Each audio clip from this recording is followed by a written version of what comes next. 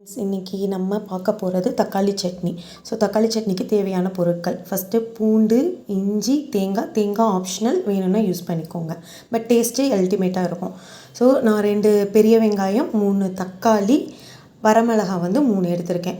கொஞ்சம் உப்பு தேவையான அளவுக்கு. இதில் கருவேப்பிலை, கொத்தமல்லி, புதினா நல்லா வாஷ் பண்ணி கொஞ்சம் எடுத்துக்கோங்க. இது உளுந்து.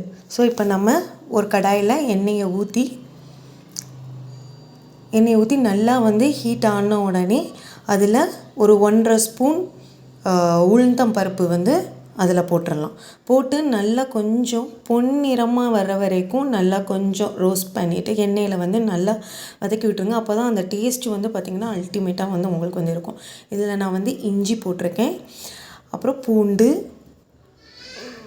வரமிளகாய், நல்லா ரெட் சில்லியும் போட்டு நல்லா வதக்கிடுங்க.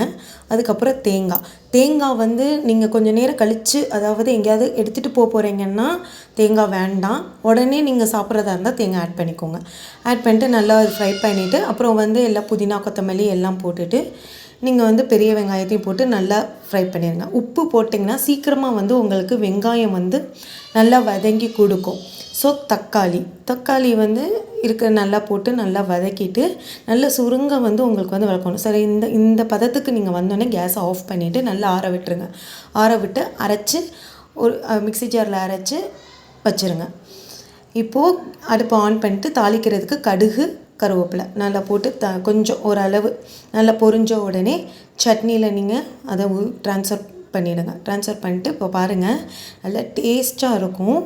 நல்லா ஒரு ஒரு ஒரு டிஃபனுக்கு தேவையான நல்ல சட்னி சூப்பராக இருக்கும். ஒரு தோசை ஊற்றி நீங்கள் சாப்பிட்டிங்கன்னா முறுமுறுன்னு அல்டிமேட்டாக இருக்குங்க.